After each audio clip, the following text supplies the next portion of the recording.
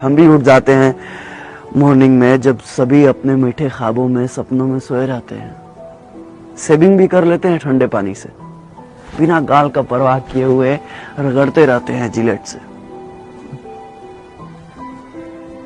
माँ आजकल हम वहां रहते हैं जहां कोई नहीं रहता, कभी -20 डिग्री में तो कभी जंगल में, कभी चाइना के आसपास तो कभी पाकिस्तान के आसपास। मेंटली एजाइल और फिजिकली दोनों फेक। साला कितनी खुशी होती है ना जब 10 दिन की छुट्टी पे घर आते हैं, कभी बुआ के घर तो कभी मौसी के घर, कभी इधर तो कभी उधर।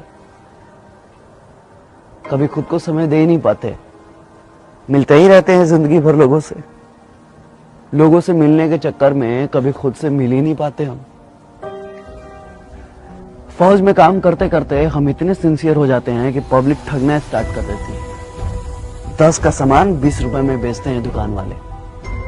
कनपट्टी के पास छेहर बाल देखे नहीं कि सामान का रेट बढ़ जाता है, क्योंकि वे जानते हैं कि ये फौजी लोग हैं, बार्गेनिंग करना नहीं जानते। और सच कहें तो हमने कभी मोल भाव करना सीखा ही नहीं, बस हर सिचुएशन में एडजस्ट कर लेते हैं। जो दोस्त हमें दोस्त समझते थे, आजकल वो हमें कैंटीन समझने लगे हैं। लेकर कार्ड और दारू से ज्यादा हमें किसी ने समझा ही नहीं।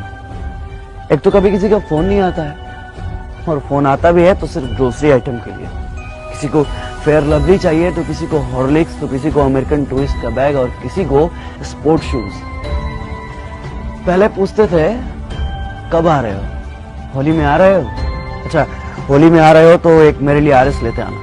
वैसे भी बिहार में दारू बंद है और कैंटीन के दारू में बहुत नशा है, 4 दिन तक सोते ही रहते हैं। अभी घर पे 4 दिन ठीक से पहुंचे हुए होता नहीं है कि जनता सवाल पूछना शुरू कर देती है। कब जाना है? कब की ट्रेन है भाई? कब जा रहे हो?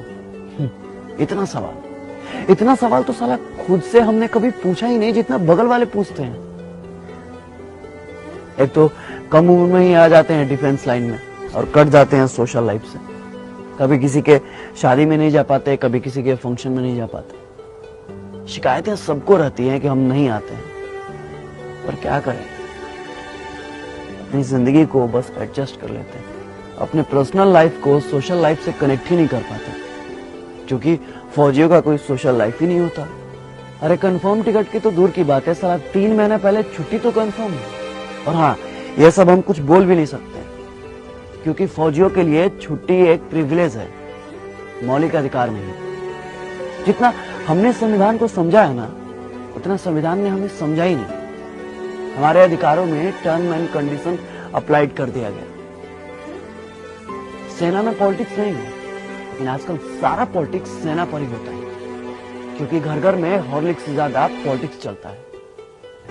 अब क्या फर्क पड़ता है भाई साहब को कि बगल में 4 घंटे से कौन खड़ा है? जब कंफर्म सीट नहीं मिलता ना साहब, तो बाथरूम के बगल में कहीं भी सो जाते हैं। कहीं भी मतलब कहीं भी।